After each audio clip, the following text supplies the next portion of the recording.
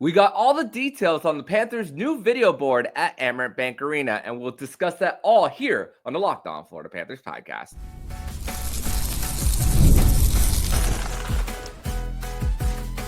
Your Locked On Panthers, your daily podcast on the Florida Panthers. Part of the Locked On Podcast Network, your team every day.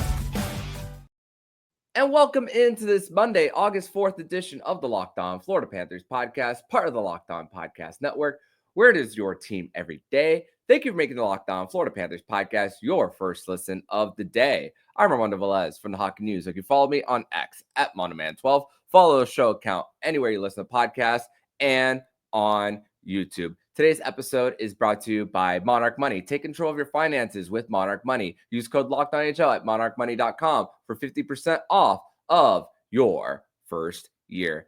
Shout out to the everydayers once again for coming back here and getting your daily Florida Panthers fix. We're going to be 3 times a week during the offseason until the week of training camp. So a little bit of housekeeping stuff there. We're going to still be doing our Wine-Ins Wednesdays every Wednesday. No Fairbanks Fridays for the month of August, as Nick Fairbanks is on vacation for the month of August. So a little bit of housekeeping there. But that gives us an opportunity to possibly bring in some special guests here on the show. So today we are going to discuss the new video board for the Panthers that is in the works at right now. As some of you might have gone to Monster Jam this week. We'll discuss that and more in a bit. In this segment, we're going to discuss Marchand and Mackie Samoskevich's days with the Cup and a little bit of inspiration that I had wanting to discuss this in the third segment on the 2023 trade deadline, on how and why it provided so much hope for the Florida Panthers and what kind of comparison we are now seeing in present day in a team that is not the Florida Panthers. If you could, that's your little hint right before we discuss this on the show. So as we mentioned towards the end of the postseason, the Florida Panthers would be implementing a new video board. This will be their third video board in their existence at Amerant Bank Arena, as it opened in the late 90s, 1998. The Panthers moved there a year before the Miami Heat moved out of the Miami Arena. Even though I wasn't following hockey at the time, the construction of the building, the very first event going on there was the Celine Dion concert right before the Panthers took the ice for the first time. I remember discussing this with Peter Worrell on the ice after Game 6 of the 2025 final, discussing how much the Panthers have come a long way, and then the green seats, the smaller video board, and then the most recent video board that they had, which was nicknamed Big Red, implemented in 2013 at then called BB&T Center. And now as this upgrade for this new video board is like a little bit of a sense of maturity in the franchise and how much it's grown around the region from where it was then to where it is right now. And that's what happens once again when you have an ownership that is invested into this group for the Florida Panthers and the region of South Florida. So once again, for this, it's very exciting. And also there's supposed to be other upgrades that are supposed to be coming to Amerant Bank Arena, as the upper bowl is supposed to be upgraded, but with the Panthers going on a long playoff run, that is delayed for another season. But hey, the Panthers are in pursuit of a three-peat, so we kind of hope that it's delayed in a way, so that we still get extended playoff runs and that we still get a little bit of see a bit of history being made, something we haven't seen since the early 80s with the Islanders. And we've seen a little bit of upgrades, and now what scoreboards are looking like in present day. I mean, you're seeing it with the new Lakers scoreboard, the SoFi Stadium where the Los Angeles Rams / Chargers play, which the ring around the entire perimeter of the arena. Same thing with the new Clippers arena, and even the new scoreboard at the Kaseya Center where the Miami Heat play. But this one for the Florida Panthers is a little bit different on what they're trying to implement here. So I'm going to read a little bit of a statement from Panthers president / CEO Matthew Caldwell on on how he envisions this video board to be for the fans. So, quote, "Each year we research and implement new ways to improve and enhance our fan experience at Amerant Bank Arena and across all venues. We are thrilled that what the new technology of this brand new scoreboard will bring to our arena's atmosphere and the way we will engage our fans. We can't wait for our fans to see the full completed scoreboard in full use on October 7th for our home opener, close quote. So now if you're on the YouTube, we are going to put a photo display of what the new scoreboard is going to look like. So if you're watching this on YouTube, which subscribe to the YouTube channel, we are almost at 2,000 subscribers. We are about 30 subscribers away. So you see here on the on this display that the scoreboard is hanging low with the little ring around above. So a little bit more of a space for the Panthers, not only to put the scoreboard there, but also to put like the side advertising there as well. So there's going to be a little monitor in between. So also when you go around the perimeter of Amerant Bank Arena, you're not missing a single thing. So the angles for each part of the scoreboard, you're not going to miss a little bit of the action. Even if you want to stand up and go see another friend in another section for a little bit, even though you can't necessarily take a seat because someone is paying for a ticket there. But hey, you'll see the scoreboard from all angles around Amerant Bank Arena, and even see. Even that gives an opportunity for the presentation team for the Panthers there to put some more stats that we might not have thought of or on the scoreboard as well. So now to discuss a little bit of the details of the scoreboard here. So here are the details as provided by the Florida Panthers. So quote, the project was led by longtime technology consultant Anthony James Partners, AJP, and the ANC serving as the manufacturers and integrators for the venue's new video display. The highlight of the new project is a new center hung scoreboard featuring 4 LED screens, and each measuring 38 feet by 31 feet high, joined by a 360-degree digital canvas spanning 151 feet. The scoreboard delivers a total LED area of 4,762 square feet and an increase of 3,061 square feet and a 180% larger viewing area compared to the previous scoreboard. And continuing on, they include 2 large screens underneath the scoreboard for fans sitting closer to the ice and a massive 70-foot LED halo that hangs suspended from above the scoreboard that spans 360 degrees around. New LED ribbon boards that will circle the arena. Another one on the club level that will be in a horseshoe shape, and more than a dozen new display screens that will be strategically positioned to keep fans connected to every moment of play. So just outstanding of how the Panthers are once again putting this project together. The fact that it's just once again enhancing the fan experience for you guys who are paying your hard-earned money to go see this Florida Panthers team, and you are getting your money's worth and more than just play the play on the ice. It's enhancing once again the experience. And for South Florida fans, sports fans in general, they got to experience Monster Jam this week at Amerant Bank Arena. That was the event hosted there, and parts of the video board were already completed, and that's why this statement was put out. The timing of when it was because of the event that was going on at the arena this weekend, because they knew that the event was going on. So I have a video for you guys to see, and this was sent to me by Florida Panthers historian Francisco Oporta. I got permission from him to use this on the show, so you guys can actually see what the progress of the scoreboard looks like. So check out this video from Francisco Oporta here, sent to me. The Scorpion's angry. It's a rapid fire blast. You can boost the rear for big air. Yeah! Blast over 12 feet. Mid-size Monster Jam trucks. Maximum chaos. Bring the stage. Then Velocity Scorpion from Monster Jam comes to show. Other trucks on separate. Batteries not included. You are the one thing in my way. You are the one thing in my way. You are. So as you can see, that the Panthers have made a lot of progress in that video board, but there's also going to be a little bit of a pause in the construction of the scoreboard, because there are going to be a few more events at the arena going on in the next week. There's the professional bull riding PBR as you guys have probably heard it, that has been something that has exploded big time recently, and there's even places to go even around town to experience PBR. And then also Cirque du Soleil will be coming to South Florida in mid-August as well. Just looking at the schedule right now on SeatGeek there. And then there's going to be a little bit of a break for concerts and also some Disney related events there at the arena. So right before the Panthers take the ice for their first preseason game in late September, there's a few events, but the fact that the main video board part is done and all that's left is the halo, there's also they're also constructing that in the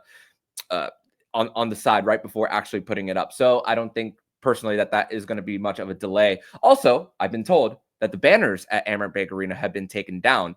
So I believe they're actually going to put it in order of accomplishment, like division titles, Eastern Conference Championship title / Prince of Wales, and then Stanley Cup championship. So, and also my mind, I prefer it more color coded than chronological order.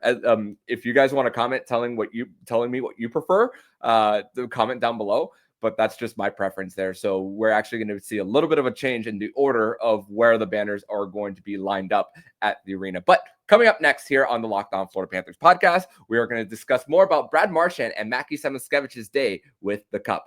All this and more next here on the show. Today's episode is brought to you by Monarch Money.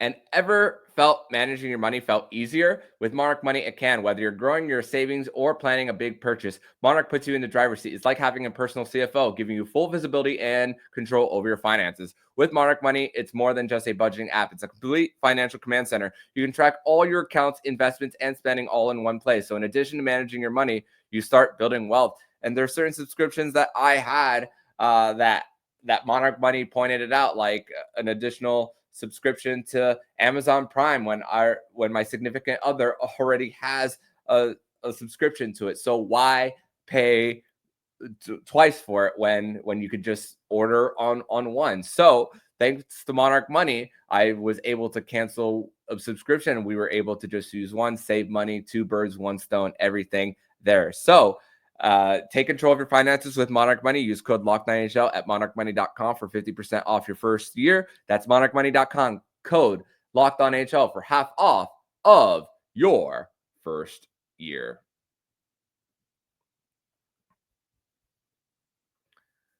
Segment number 2 here on this Monday, August 4th edition of the Locked On Florida Panthers podcast. Thank you once again for making the Locked On Florida Panthers podcast your first listen of the day here on a Monday. So, by the way, Hockey Canada will be having their orientation camp going on from August 26th to August 28th in Calgary, and 5 Florida Panthers have been invited to the event. Sam Reinhart, Sam Bennett, Carter Verhaeghe, Brad Marchand, and defenseman Aaron Ekblad. We're going to have a discussion more on their chances of making the Olympic team, going one by one later on. It's so we're going to park that, but I just wanted to let you know that that's something that is going on. So Brad Marchand last week had his day with the Cup in Nova Scotia. And then before we found out why a certain picture surfaced on the internet a few days ago, there was a picture of Nathan MacKinnon, Sidney Crosby, and Brad Marchand. And Crosby and MacKinnon were wearing a hat that says BM63. And that was posted on Nathan MacKinnon's Instagram story. And I was just like questioning, it's like, what is this about? And I'm just trying to put 2 and 2 together. I was like, wait a second. The Stanley Cup was just with Jonah Gadjevich in Ontario, Whitby, Ontario, which also Jonah Gadjevich had his day with the Cup. He did some of the same things last year, doing the bench press with the Cup as well. But Brad Marchand getting his day, and then also a group photo surfaced with multiple players from Marchand's day with Team Canada, and also his some of his teammates from Boston. I was able to recognize everyone except one from the photo. The only one that I didn't know was the second one to the left. I'm posting this picture right now. If you look all the way to the left on this picture, Panther fans, you have probably heard this name before, Logan Shaw, who was part of the Panthers team that made it to the postseason in 2016 before getting bounced in round one against the New York Islanders. And then you'll also see in this photo Adam McQuaid, Nathan McKinnon, Sidney Crosby, Brad Marchand, Drake Batherson, and also Chris Kelly are also the rest of the players in that photo. If anyone can tell me who the second one on the left is, please comment down below. I've been honestly, I sent it asking around and I didn't get an answer on who that was. So a little bit of kind of what Brad Marchand did in the first time that he celebrated with the Stanley Cup in Nova Scotia. He also went to a Tim Hortons there, and the first time, and he asked for a Boston cream donut there. And also, Phil Pritchard got to record it the second go around on him ordering his from Tim Hortons. He was in the back of a pickup truck with the cup, and then it's funny because he said it the second time for his day with the cup, saying, "Let me order a Boston cream," and then he said, "I better not." Actually, when it comes to ordering the Boston cream, I'm like, wait, I'm just thinking, if Bruins fans are happy that he won the Stanley Cup because they love him so much and he meant so much for the franchise, I don't see him ordering a Boston cream donut as something that's pouring the salt into the wound. I think Bruins fans, if you happen to be coming around the podcast and you heard that if you were to hear that Brad Marchand would have ordered a Boston cream donut, would you have been offended by that? Comment down below if you happen to have a problem with it. I wouldn't have. I thought it would have been a nice dedication to Boston. And also this time around, this is something that I haven't really discussed too much about Brad Marchand, about how different this cup might be for him, is the fact that he gets to share it with his kids. He wasn't a dad yet when he won the first Stanley Cup with the Boston Bruins in 2011. Also, if you guys ever get a chance to look at the Stanley Cup as well, the 2025 Cup team is right below the 2011 Bruins Cup winning team. So it's more than just a full circle moment for Brad Marchand here. So that's also really cool, and just how it's all come together for Brad Marchand getting to do this again. Also, the Stanley Cup later on made its way to Newtown, Connecticut, where Mackie Samoskevich is from. He got to go around town, going to his rink in Norford Ice Pavilion. He also had a little bit of a picture from what he wrote in kindergarten, saying, "When I grow up, I want to be a hockey player." And now get another full circle moment of get the cup with the display. It was a yellow paper with a star on it written out, and also getting to the family pictures with his sister and everything, which his sister also recently got drafted into the on the PWHL, played at Quinnipiac University, and now is also another professional. So congratulations to Melissa on getting drafted. And also, I don't know if you guys know the story on why his nickname is Mackie. His real name is Matthew, but when they were babies, Melissa, his sister, had a hard time pronouncing Matthew, so she would say Mackie. So that's how Mackie Samoskevich eventually got his nickname, because his sister was unable to pronounce his name properly. So the more you know when it comes to the story on how it's pronounced there. And also, this is a little bit, I'm getting a little bit more serious here when it comes to the discussion point that I'm about to discuss on what Mackie Samoskevich did with his day with the cup, taking the Stanley Cup. Because if you guys remember, in 2012, there was a tragedy that happened at Sandy Hook Elementary School for a shooting there that happened on December 14th, 2012, which Mackie Samoskevich at that age was in elementary school.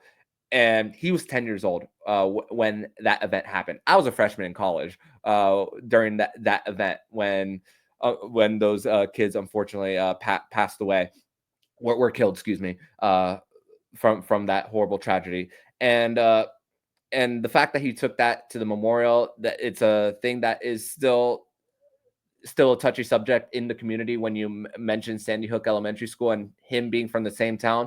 I'm sure that the parents of Mackie, that must have been a scary moment, thinking that it could have been possibly him being sent to school, and then it's supposed to be a safe place for kids and everything. And the fact that he brought it there to Sandy Hook Elementary School, is just a very touching gesture for Mackie. And it's funny because that's something that I thought of in the back of my head. He's from Newtown, same place that event happened. And hey, he ended up bring it there, and also bringing a smile on the face to the people around him. Although he can't change what happened there in Newtown, there's a little bit of it's a sense of not forgetting what happened there. So props to Mackie, props to his family on making that whole thing happen for that community in Newtown, Connecticut. But we're going to transition over to segment number 3, where we are going to discuss more of probably the best transaction window that Bill Zito has had in his tenure as Florida Panthers GM. And we'll discuss that more next here on the Locked On Florida Panthers podcast.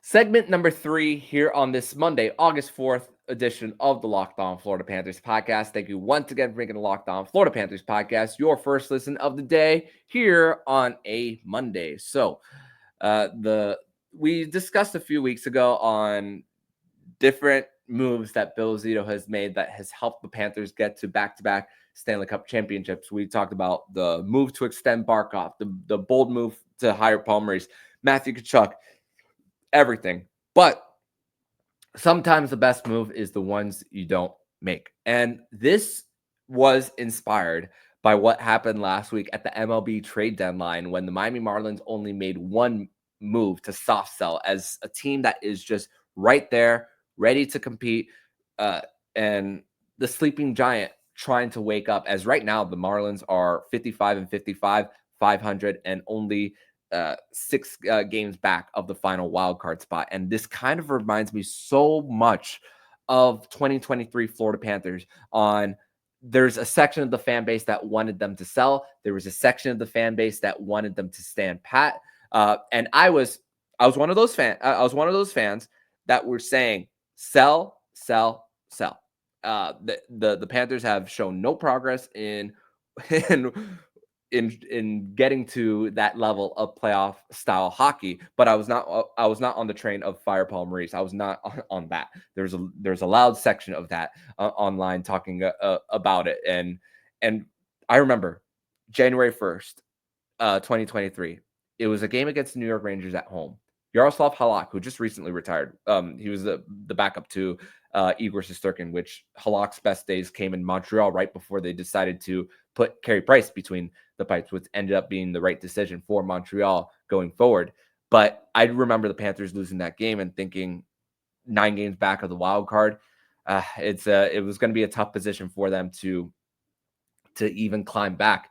But hey, the Panthers did it, and it all came down to decision, a big decision, because you had some pending UFAs coming up, one of them being Radko Gudas for the Panthers. That was your biggest trade asset at the time. That's not a really big trade asset if you're looking back at it, because you would have gotten something back like a 4 and a 7.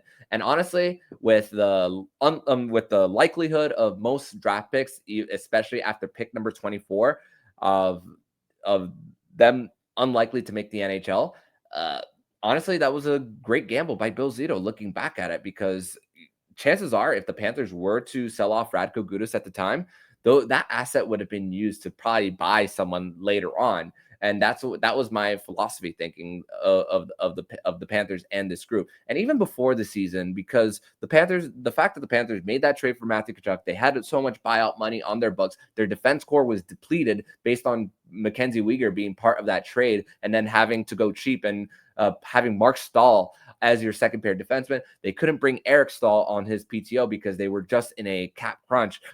Eventually signed them later because of cap opening up due to Aaron Ekblad's injury in the third game of the regular season against the Boston Bruins. That was the only reason why Eric Stahl was able to come into the lineup to begin with and eventually get signed there. So, and there was this one loss shortly after Anthony Duclair came back from injury. It was a Saturday game against the Buffalo Sabres. It was in February, and I'm just thinking, this is the Panthers have climbed, and then hit a little bit of a plateau in February. And I believe there was also a loss there in between against the Nashville Predators in all of that. And just thinking, Bill Zito, you have to do it. You have to sell at least a little bit, a soft sell.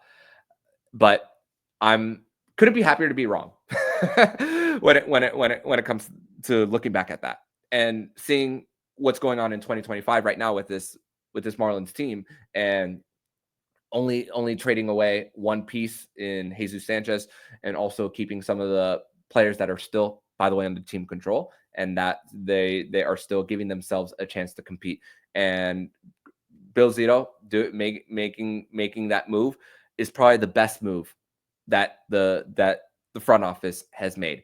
It's probably bigger than signing Barkov. It's probably bigger than signing Kachuk. It's probably bigger than signing Paul Maurice because of this one word. And if you're looking on the YouTube, you will see the word right here.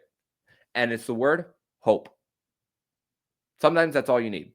Sometimes all you need is a little bit of hope. And the Panthers just kept winning. They found a way. And I just remember those last 8 games, even before those last 8 games, when Sergei Bobrovsky went down with that lower body injury against the Montreal Canadiens. And then the very next day, the Panthers had a back-to-back in Toronto. And it was that epic rant by Paul Maurice on the Panther bench saying, you guys are playing like bleeping wussies. And then the Panthers were, and it's funny because during that review, it was an offside by the Leafs. And then call was reversed. Panthers ended up winning that game. And that was the point where the Panthers were just ran through the wall like the Kool-Aid Man. And we're not necessarily taking the NHL world by storm, but they just kept climbing. And with a little bit of luck and the other teams ahead of them losing, they found a way in. And thanks to Alex Lyon. Alex Lyon, even though he's with the Buffalo Sabres right now, the Panthers couldn't sign him due to the fact that they had $14 million in goalie money on their books. Alex Lyon is still a big part of this run for the Panthers. Although he doesn't have his name on the Stanley Cup, he's still a big part of it. I look back at that 2023 team, and it's funny because Anthony Duclair has also celebrated with the Florida Panthers and their Stanley Cup victories, but he hasn't won the cup. He shouldn't touch the cup, but he's been part of the celebration with the Florida Panthers. He's still a very big part of it. And like I mentioned earlier, Radko Gudas as well. Alex Lyon, credit to you on putting this Panthers team in a position to win. And let's also not forget that after Spencer Knight came in relief of Sergei Bobrovsky in Nashville, that was when he later went to the Players Assistance Program. So that put the Panthers season into a little bit of a tailspin there. And I just remember as well, there was a Sunday matinee game in Dallas where Spencer Knight gave up 5. I believe he gave up 5 goals that day. I remember I was dual casting that Panthers game and then the Dolphins playoff game that year against the Buffalo Bills. And I'm just thinking, there's something up with Spencer. This is not the play is not right at the head. Something up here is not right. So there's something between the ears for Spencer. And to think that was like the lowest point of that season, and all it's been since has been the Panthers on the up and up. It all comes down to just a decision, because Bill Zito could have pulled the plug. He could have, but he decided not to. He believed in this team a lot more than some of us, including myself, did at the time. So, and also here's another thing that I didn't mention. Before the season, we were hoping that the Panthers would find a way to re-sign Claude Giroux after Bill Zito made those trades at the 2022 trade deadline. Of all the first round picks that he's traded for guys to bring in for the Florida Panthers, he signed all of them except the guys from the 2022 season, Ben Sherratt and Claude Giroux. Those are the only guys. And when Claude Giroux signed with the Ottawa Senators, I was thinking that for the Panthers, they still had a Patrick Hornquist on their roster, making just north of 5. He started on the second line. Remember, guys, at the beginning of this Bill Zito era, the second line for the Panthers was Alex Wenberg, Frank Vetrano, and Patrick Hornquist. That was the band, which Vetrano and Wenberg later in the season ended up on the third line. Patrick Hornquist was eventually went down to the fourth line there as the Panthers made more of their trades.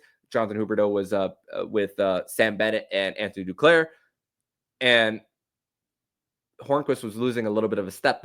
Although he brought the meanness, the toughness, the net front presence, those redirection goals, the injuries were also starting to pile up for him. And also, unfortunately, his very last game played with the Florida Panthers coming in early December against the Seattle Kraken. That was the very last game of his career. We definitely don't take concussions lightly, as he suffered the second head injury of that same season. So his career was over then, and also created room to bring back Anthony Duclair. That was the Panthers trade deadline acquisition at the time. That was seen as that.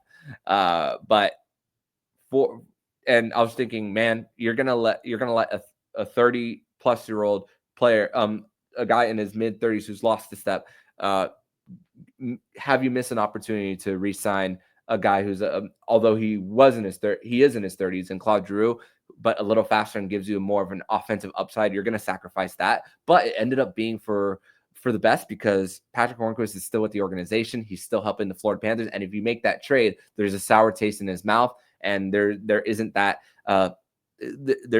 connection for the scouting over there in Europe for that.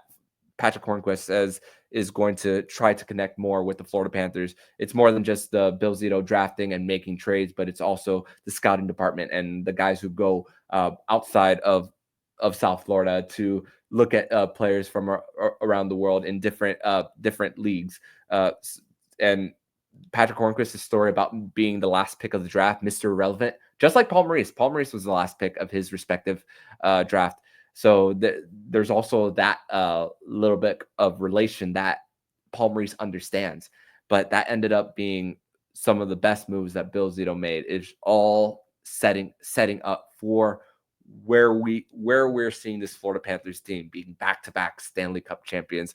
And South Florida has every reason to be proud and every reason to just be to just wake up every morning and seeing, knowing that they cheer for a hockey team that is going to provide them a little bit of happiness every time they tune in, and knowing that they're always going to be in a game. They're never going to be out of one. So 2023, that was a very crucial point in the Florida Panthers build, getting to where they're at. And hey, they still have a chance coming this upcoming season. But that's going to do it for today's edition of the Locked On Florida Panthers podcast. Thank you once again for making the Locked On Florida Panthers podcast your first listen of the day. We will be back later this week for another edition of Wine-Ins Wednesday. We might have a show on Tuesday. We are trying to book a guest there, but no promises there. But if you don't see us on your podcast feeds on Tuesday, make sure to come back Wednesday as Jacob and I will once again discuss everything in the world of the Florida Panthers. So thank you guys once again for tuning in. But in the meantime, if you like what you're hearing, please subscribe to the podcast to be notified every single time the Locked On Florida Panthers podcast jumps into your podcast feed. Don't forget to also subscribe to the other shows on the Locked On NHL network, including Locked On NHL, Locked On Fantasy Hockey, Flip Livingstone and Stu Roden, and Locked On NHL Prospects. Thank you once again for making the Locked On Florida Panthers podcast your first listen of the day. So I'm Armando Velez, signing off.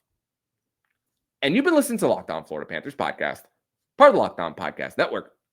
We're your team every day.